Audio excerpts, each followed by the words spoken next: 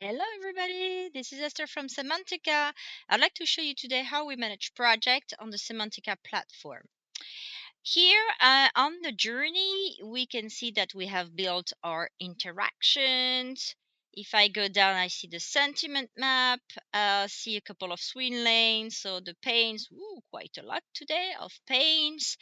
We can see the gains, finding, feedback data, KPI. Oh, that's a nice one. So some KPI, and then I want to add my project lane. So let's see here, project.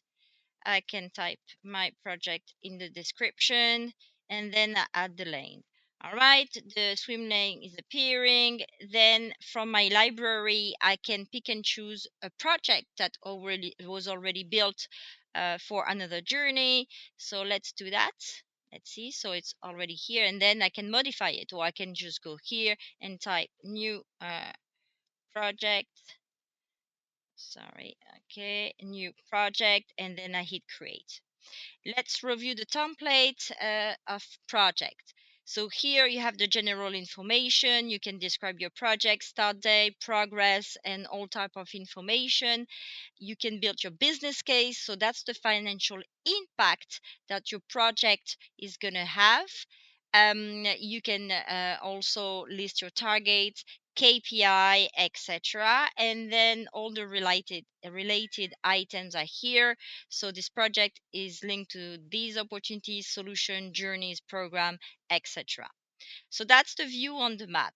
Then I can decide to go to the main menu, right, and hit project, and then I can see all the projects that I've created across all the different journeys, and I can classify, organize, and sort, this list.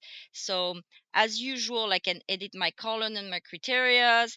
I've created also a view here. This is my view, and then I can filter on the different projects and organize the way I want.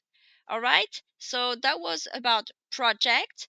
If you want to have more information, you can go to cemantica.com or contact us at info@cemantica.com. Thank you. Have a great day. Bye bye.